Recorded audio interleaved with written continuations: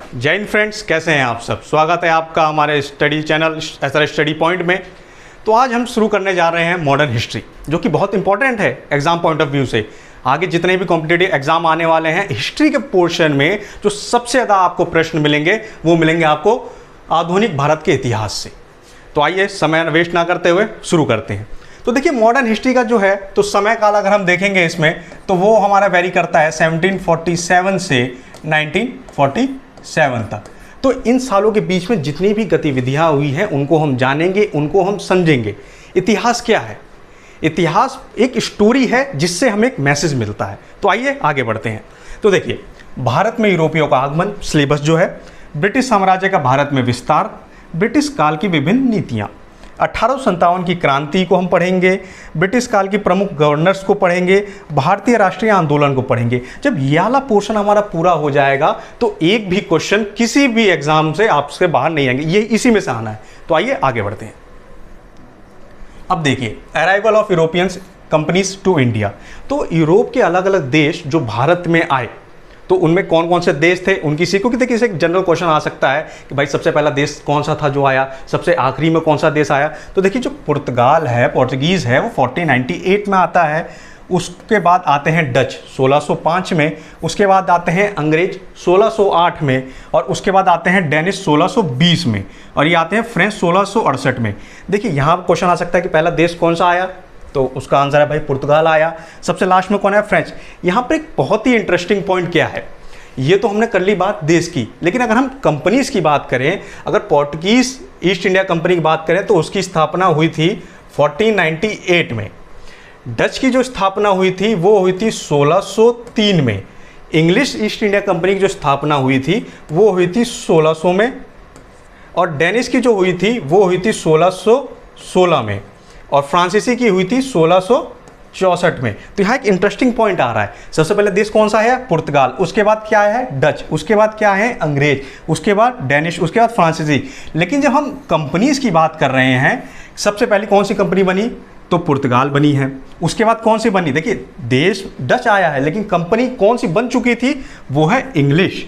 उसके बाद डच, उसके बाद डेनिश, उसके बाद फ्रांस। तो एक इंटरेस्टिंग पॉइंट है जिसको ट्विस्ट करके आपको क्वेश्चन में पूछ सकता है, तो ये चीज याद रखिएगा।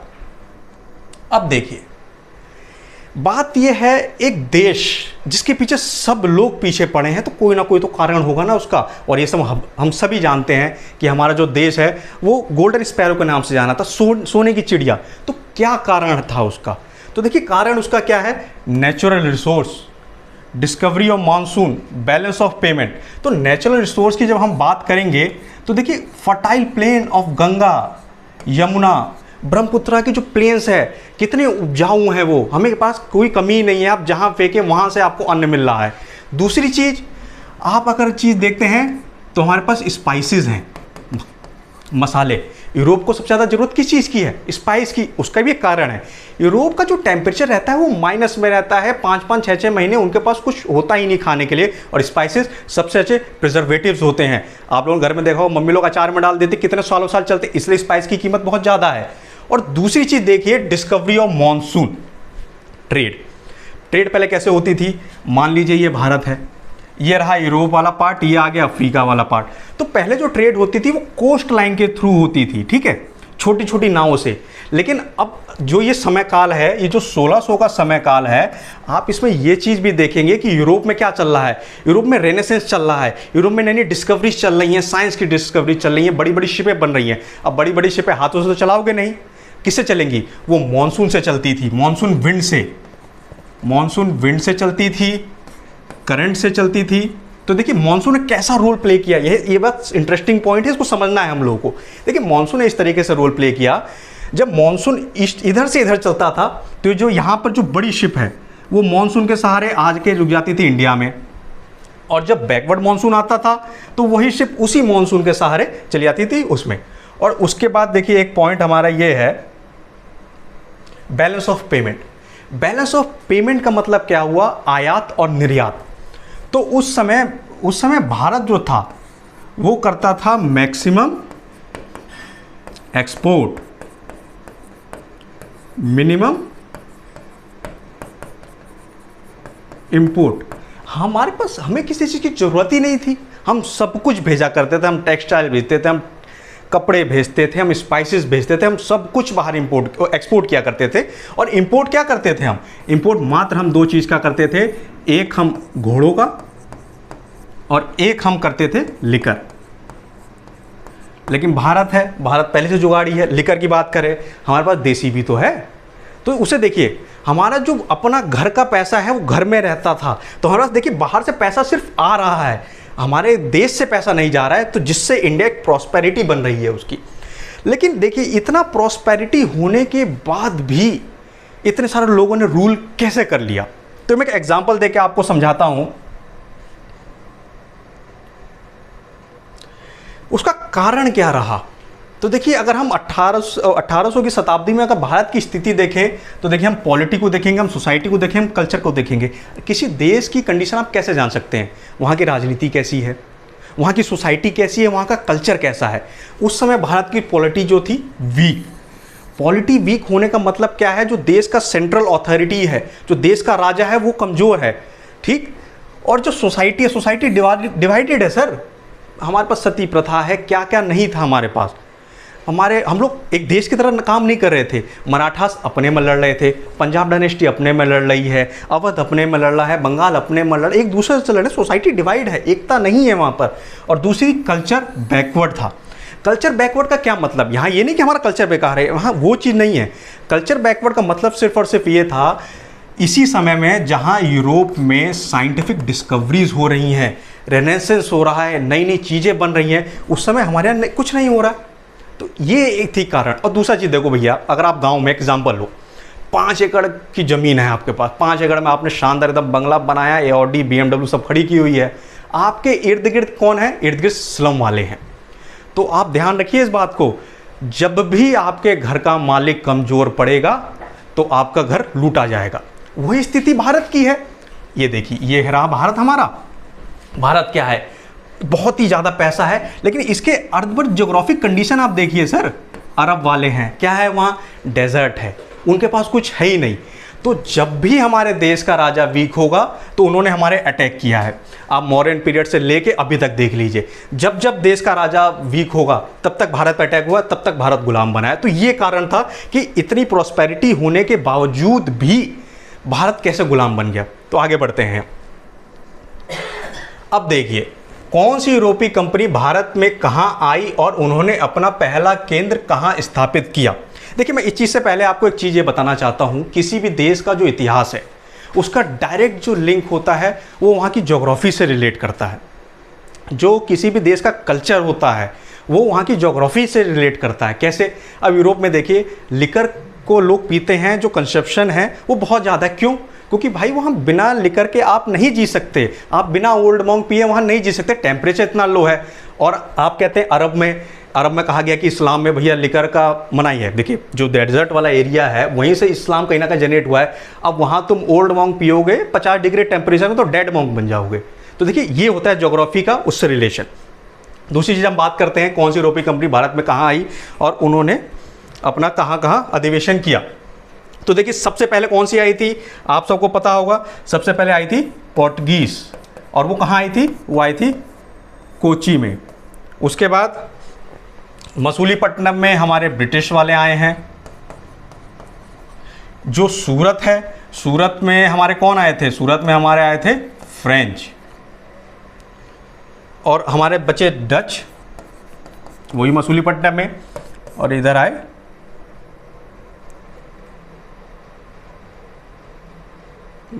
हाँ, ये इधर आए डेनमार्क।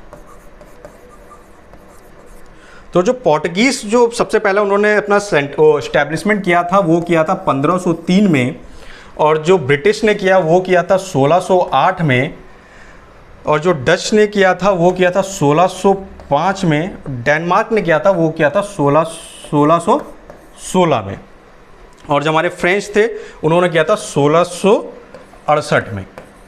देखिए यहाँ पर एक इंटरेस्टिंग पॉइंट ये है कि ब्रिटिश का जो पहला इस्टेब्लिशमेंट हुआ है वो मसूलीपट्टनम में हुआ, जो कि 1608 में, लेकिन 1603 में उन्होंने सूरत में ट्राई किया था, लेकिन औरंगजेब ने मना कर दिया, जिसकी वजह से उनका इस्टेब्लिशमेंट वहाँ नहीं हो पाया।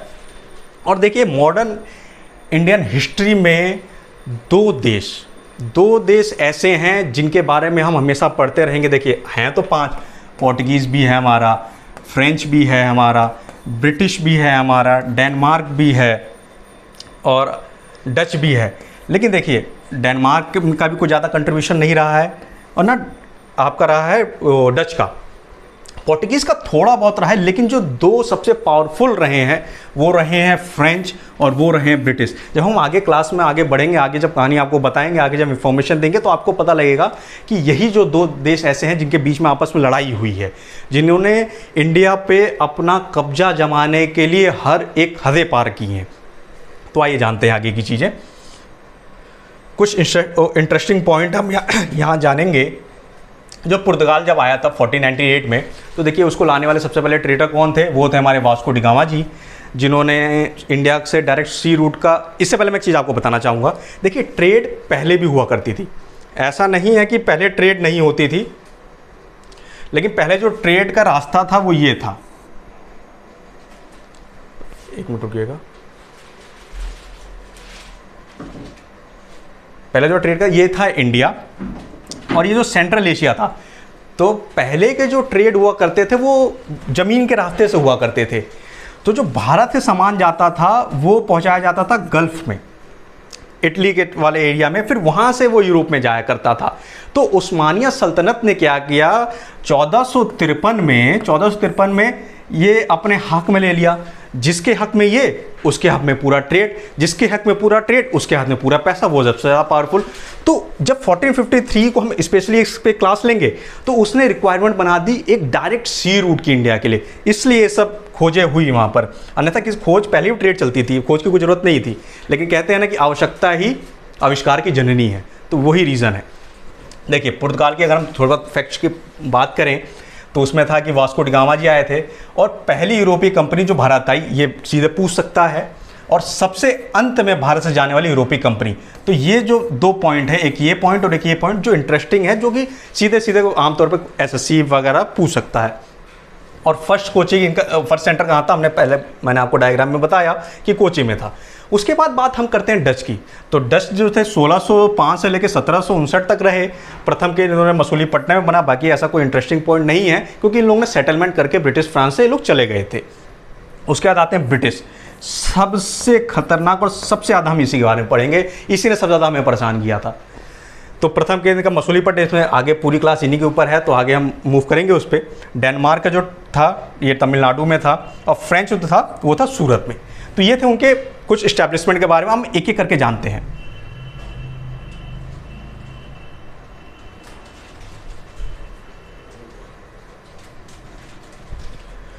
पुर्तगाल, ये है लिस्बन, कैपिटल पुर्तगाल की। तो ये जो रूट, ये जो आपको रेड से दिख रहा है, जो एरो दिख रहे हैं आपको, ये है वास्को डी गामा का केप ऑफ गुड होप से लेके तब जाके ये है रूट, वो जिसको वास्को डी गामा ने फॉलो करके इंडिया में पहली बार पहुंचा था कोची में। और मैं आपको इंटरेस्टिंग पॉइंट बताऊं कि इंटरेस्ट कहां से जागा इन लोगों का। जब वास्को डी गामा जी कोची पहुंचे, तो यहां से वो मसाले लेके गए। तो जो मसाला इन्होंने यहाँ पर 1 रुपए का खरीदा था, यूरोप में वो मसाला 60 रुपए का बिका, 60 गुना ज़्यादा फायदा, जिन्होंने इनकी अंदर की भूख बढ़ा दी।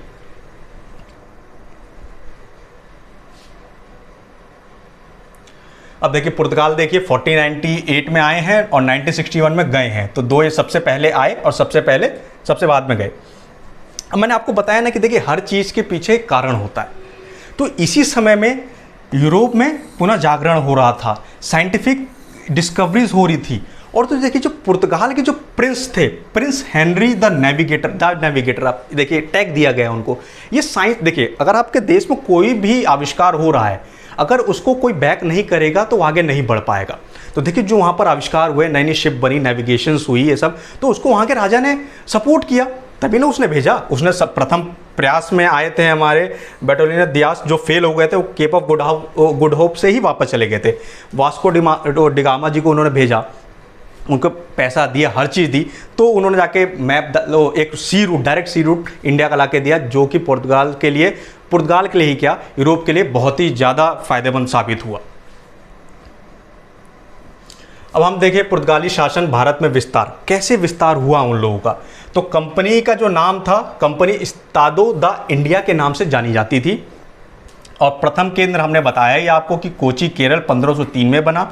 जो द्वितीय केंद्र था वो कुन्नूर केरल में बना, जो कि 1505 में बनाया गया। ये देखिए पॉइंट्स आप नोट कर सकते हैं, क्योंकि देखिए सीधे सीधे जो वनडे एग्जामिनेशन है उसमें सीधे सीधे ये पूछ लेता है।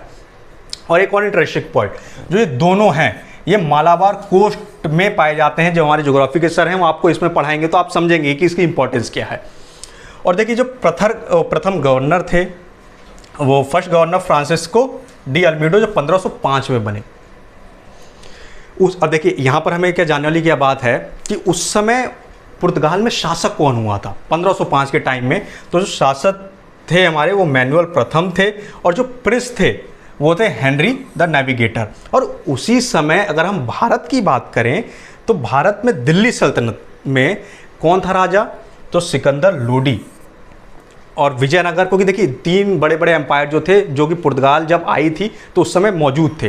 तो यहाँ पर थे नरसिंह राव द्वितीय और महबूब बगेड़ा। तो ये सीधे सीधे क्वेश्चन आपसे पूछ सकता है कि जब पुर्तगाल ने 1505 में पहला अपना गवर्नर भेजा तो उस समय दिल्ली सल्तनत में कौन राज कर रहा था, तो उसका उत्तर मैंने आपको दे दिया है, सिकंदर लोडी।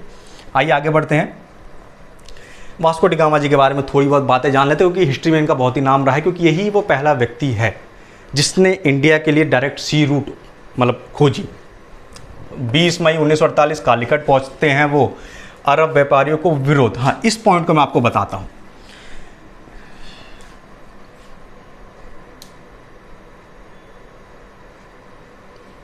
ये देखिए जो ये भारत है, ये कोची वाला एरिया है, यहाँ वास्को डी गामा जी पहुंचे थे। तो मैंने आपको बताया ना, जो ट्रेड पहले हुआ करती थी वो ट्रेड पहले सी रूट से हुआ करती थी, जिसपे अरब की मोनोपोली थी। तो जब एक नया कॉम्पिटिटर आएगा तो साफ सीधी बात है कि आपको विरोध सहना पड़ेगा। तो वही चीज़ यहाँ लिखी कि अरब व्यापारियों को विरोध सहना पड़ा। काली मिर्च के व्यापार से 60 गुना मुनाफा, जो मैंने आपको बताया, जिसने यूरोपियों की भूख बढ़ा दी भारत पर कब्जा करने की। 1502 में दोबारा वो भारत आए, 1503 में कोची में प्रथम फैक्ट्री, और 1524 में तीसरी बार भारत आए, और उसी समय उनकी मृत्यु हो गई थी। यहाँ देखिए जो हम भी आप फैक्ट्री का नाम सुन रहे हैं ना, तो फैक्ट्री का मतलब ये नहीं है कि यूरोपीय कंपनियों ने वहाँ मशीनें बैठाई थी, ऐसा कुछ नहीं है। वो या तो वेयर हाउस थे उनके, या उनके स्टोर रूम थे। क्यों? जितने भी ये सब यूरोपीय देश हैं वो आए थे मात्र और मात्र ट्रेडिंग करने के लिए। तो ट्रेडिंग करने के लिए क्या आवश्यकता है, आप सामान खरीदेंगे, उसे कहीं रखेंगे, एक शिप की आवश्यकता है, उसको आप शिप पे रख के अपलोड कर देंगे। तो जहां भी आप फैक्ट्री वर्ड सुनेंगे या देखेंगे, उसका मतलब सिर्फ और सिर्फ एक इतना सा है कि वो एक वेयर हाउस है। आइए आगे बढ़ते हैं। तो देखिए प्रमुख गवर्नर्स, जो मेजर गवर्नर, देखिए हर गवर्नर के बारे में पढ़ना जरूरी नहीं है क्योंकि बहुत ज़्यादा वास्ट हो जाएगा वो, तो इंपॉर्टेंट गवर्नर्स के बारे में हम पढ़ते हैं। तो देखिए फ्रांसिस्को डी अल्मीडो भाई प्रथम गवर्नर हैं, तो सीधे सीधे पूछ सकता है। 1505 में इनका आगमन हुआ। और जो इस बंदे की सबसे इंटरेस्टिंग पॉइंट कहें या सबसे इंपॉर्टेंट पॉइंट कहें, वो ब्लू वाटर पॉलिसी, नीले जल या शांत जल की नीति, इसी ने इंट्रोड्यूस की थी। किसने इंट्रोड्यूस की थी? Francisco de Almeida. अब देखिए मैं आपको छोटा सा एक एग्जाम्पल दे देता हूँ। मान लीजिए भारत है, तो ये जो सागर है हमारा इंडियन सागर, तो जिस पे इंडिया सागर पे जिसकी हुकूमत चलेगी, जिसका राज रहेगा, उसका पूरे ट्रेड पे राज रहेगा। जिसका ट्रेड पे राज रहेगा उसकी इकोनॉमी पे राज रहेगी, उसकी कंट्री पावरफुल होगी। तो जो ब्लू वाटर पॉलिसी थी उसका डायरेक्ट इम्पैक्ट या इसके थ्रू वो सिर्फ और सिर्फ अपनी मोनोपोली जमाना चाहते थे। किस पे? सी रूट पे, जो भारत का सी रूट मिलता था। जो दूसरे हैं वो अल्फांसो डी अल्बुकर्क। इनके बारे में एक बहुत इंटरेस्टिंग पॉइंट ये है कि ये तो सेकंड गवर्नर रहे, लेकिन real founder of Portuguese power in India, Bharat में पुर्तगाली शक्ति का वास्तविक संस्थापक इन्हें कहा जाता है, क्योंकि इन्होंने ऐसे काम किए होंगे। तो आइए हम काम जानते हैं। तो होमोर्च 1515, मलमक्का 1511 और गोवा 1510 इन्होंने अपने शासन में ले आए थे, इट मीन्स अपने अंडर में ले आए थे। इस वजह से इनको कहा जाता है भारत के पुर्तगाली शक्ति का वास्तविक संस्थापक।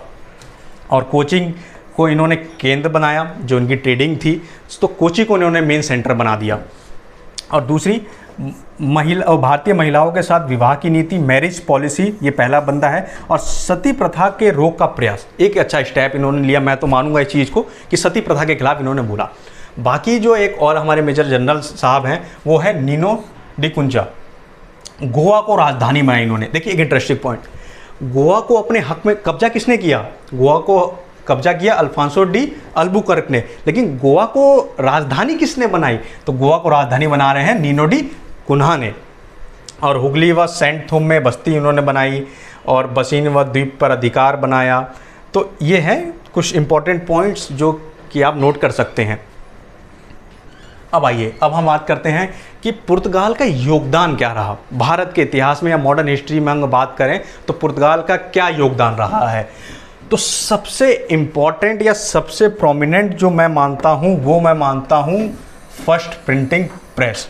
हम सब आज सब जानते हैं कि हम प्रिंटिंग प्रेस को कहते हैं कि फोर्थ पिलर माना जाता है प्रेस को। तो जो फर्स्ट प्रिंटिंग प्रेस है वो किसने इंट्रोड्यूस की?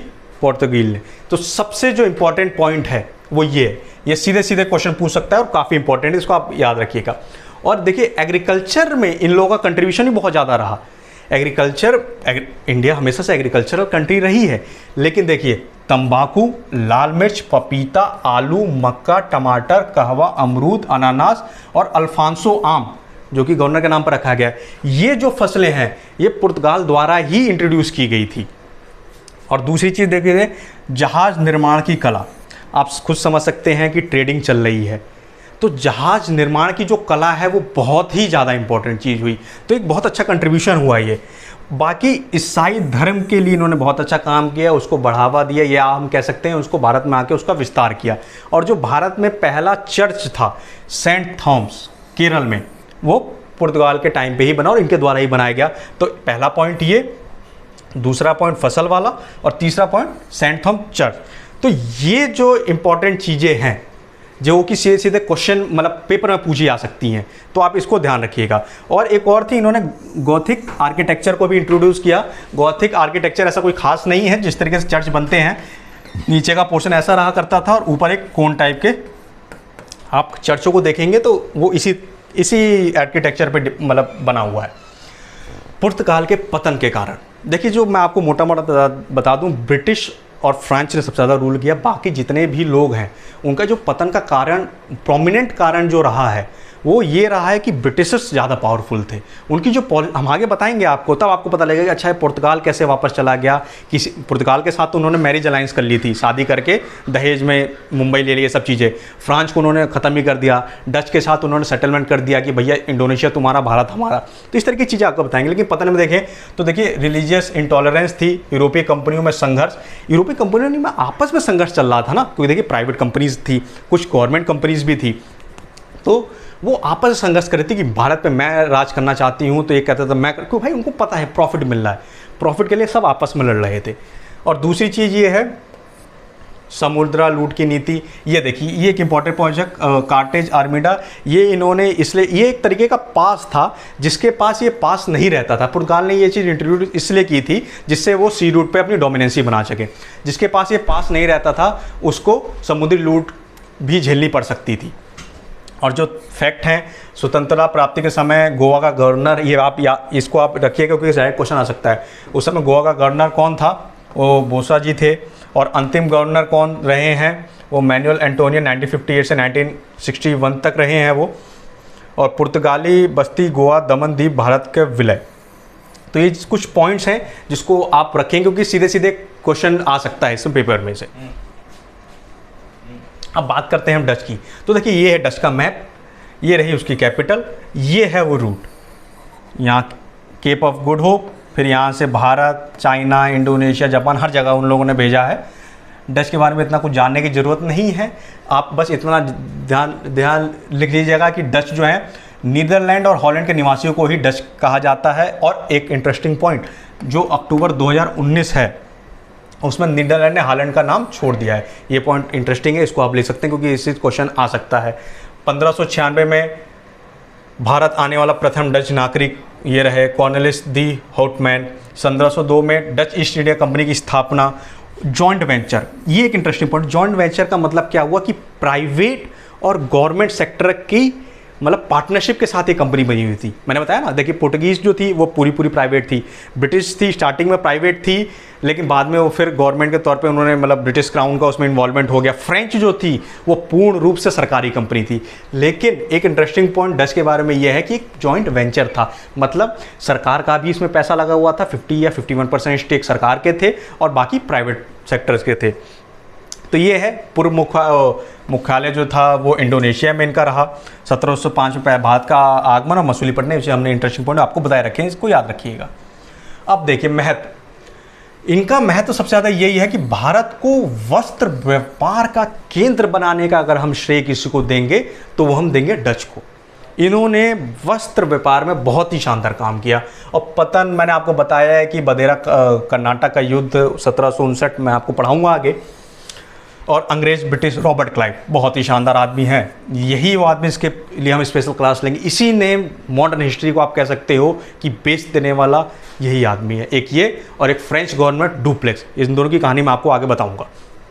उसमें डच हार जाता है इंग्लिश से और डच को ज़्यादा ध्यान दक्षिणी पूर्व से स्थित, वही मैंने आपको बताया था ना कि उनसे कैसे संधि हो जाती है कि भैया आप इंडोनेशिया संभाल लीजिए, स्पाइस आइलैंड बाकी हमें दे दीजिए। अब आते हैं, ये रहा हमारा ब्रिटिश। यही वो नासूर है जो हमें परेशान करेगा, जिसने कुछ गेप ऑफ गुड आउट जो ये रूट इसने फॉलो किया, इंडिया में भेजा, चाइना में भेजा, इसने हर जगह। और ये लोग देखिए, मैं कहूँगा कि ये लोग उस माइंड के थे जिन्होंने मजबूरियों का फ़ायदा उठाना, जिन्होंने कमजोरियों का फ़ायदा उठाना इन लोगों को बहुत अच्छे से आता था। और देखिए इंग्लैंड की हम बात करें तो इंग्लैंड की कंपनी थी। 1599 में John Milton Hoff arrives in India, जो कि कोई स्थापना इनकी 1600 में हुई थी। उस समय इंग्लैंड की ब्रिटेन थी महारानी एलिजाबेथ और भारत में था अकबर का राज। तो 1600 में भारत में अकबर का राज था और ब्रिटिश क्राउन में कौन थी? महारानी एलिजाबेथ। और governor and company merchandise of London trading into, इसको आप सिर्फ और सिर्फ ईस्ट इंडिया कंपनी के नाम से जानिए, जो कि हर जगह आपको मिलेगी देखने के लिए। और देखिए ये मैंने आपको बताया ना प्राइवेट कंपनी थी, लेकिन एक इंटरेस्टिंग पॉइंट है कि जो महारानी एलिजाबेथ हैं उनके भी शेयर इस कंपनी में थे। तो इस कंपनी ने क्या मांग की, एक इंटरेस्टिंग पॉइंट मैं आपको बताता हूं। इन्होंने मांग की ट्रेडिंग पे मोनोपोली की। इन्होंने कहा एलिजाबेथ जी से कि आप हमें ट्रेडिंग करने का हक तो दे दें, लेकिन हमारे अलावा और कोई ट्रेडिंग नहीं कर सकता। जो कि एलिजाबेथ का शेयर खुद कंपनी में लगा था, तो उन्होंने 15 साल के लिए उनको परमिट दे दिया कि आपकी मोनोपोली रहेगी ट्रेडिंग पे, ईस्ट इंडिया कंपनी के अलावा और कोई भी ट्रेड नहीं कर सकता। बाकी जो ईस्ट इंडिया कंपनी के जो टॉप 24 शेयर होल्डर्स थे, जिनको कहा जाता है बोर्ड ऑफ डायरेक्टर्स, वही हर डिसीजन लिया करते थे।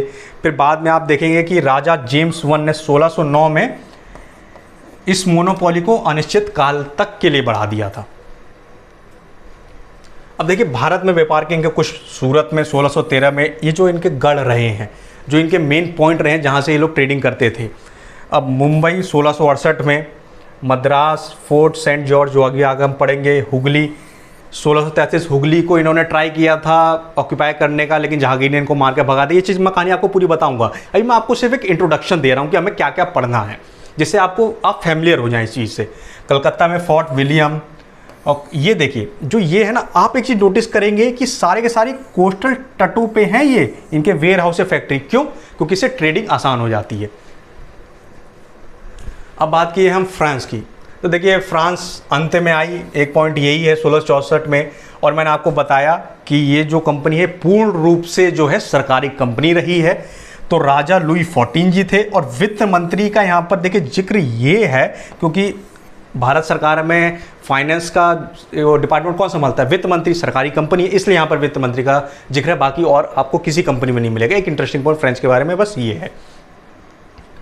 और देखिए भारत आगमन इनका होता है सूरत में 1668 में, ठीक है। मसूलीपट्टनम में इन्होंने द्वितीय फैक्ट्री बैठाई। पहली फैक्ट्री इन्होंने 1668 में ही बैठा ली थी, मैंने आपको बताया।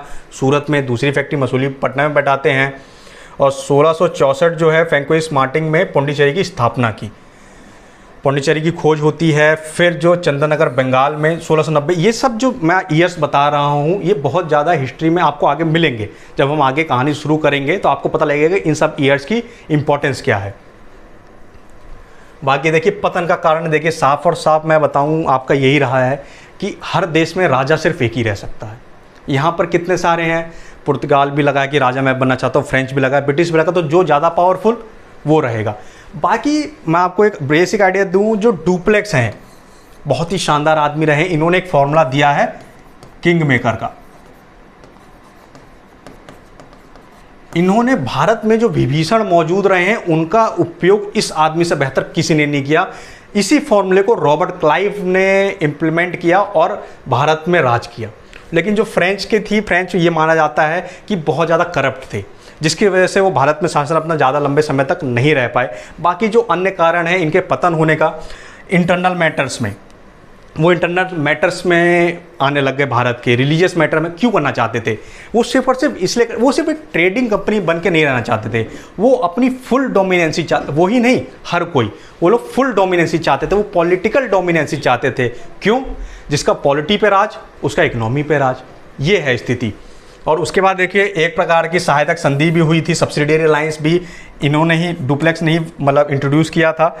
बाकी वही है कि अंग्रेज़ों से संघर्ष हुआ, व्यापारिक राजनीतिक महत्वाकांक्षा, कर्नाटक युद्ध, 3 कर्नाटक बहुत ज़्यादा इंपॉर्टेंट है, इसको आप मार्क कर लीजिए, जो कि मैं आगे बताऊँगा। तो देखिए ये था कुल मिला के एक ब्रीफ इंट्रोडक्शन कि हमें पढ़ना क्या है। तो हम आगे की क्लास में क्या करेंगे, हम पढ़ेंगे ब्रिटिशर्स के बारे में, हम पढ़ेंगे रॉबर्ट क्लाइव के बारे में कि एक कुक की पोजीशन थी रॉबर्ट क्लाइव की इंग्लैंड में, वो आके गवर्नर बनता है, उसने कैसे भारत की कमियों का फ़ायदा उठाया। और हम पढ़ेंगे फ्रेंच के बारे में, और हम पढ़ेंगे पुर्तगाल के बारे में। ये 3 मेन इंपॉर्टेंट है। बाकी इसके अलावा मैं आपको एक और चीज़ बताना चाहता हूँ। मैंने आपको स्टार्टिंग में बताया कि जो 1747 से 1947 तक का टाइम पीरियड, 1947 तक का टाइम पीरियड है मॉडर्न हिस्ट्री का, ये 2 पार्ट में डिवाइड है। एक 1747 से 1857, एक 1857 से 1947। इन दोनों में आपको कॉमन दिख रहा है 1857 की क्रांति। इससे जो पहले था, इससे पहले सिर्फ और सिर्फ एक ट्रेडिंग कंपनी थी। 1857 के बाद आपको देखने को मिलेगा इंडिया फ्रीडम स्ट्रगल। देखिए मॉडर्न हिस्ट्री जो है ना, मॉडर्न हिस्ट्री क्या है? मॉडर्न हिस्ट्री कहानी है एक देश के राष्ट्र में बदलने की। मैं ये शब्द क्यों यूज़ कर रहा हूँ देश और राष्ट्र, क्योंकि आप अगर 1857 की क्रांति पर नज़र मारें तो भारत की आज़ादी के लिए कोई नहीं लड़ा था, वो एक प्रांत की लड़ाई थी, सब लोग की अपनी वैचारिक मतलब पर्सनल थी लड़ाई। लेकिन 1857 के बाद जो आप स्ट्रगल देखेंगे तो आप देखेंगे वो देश की आज़ादी के लिए लड़ रहा है। तो ये था एक ब्रीफ इंट्रोडक्शन, उम्मीद है आपको अच्छा लगा होगा।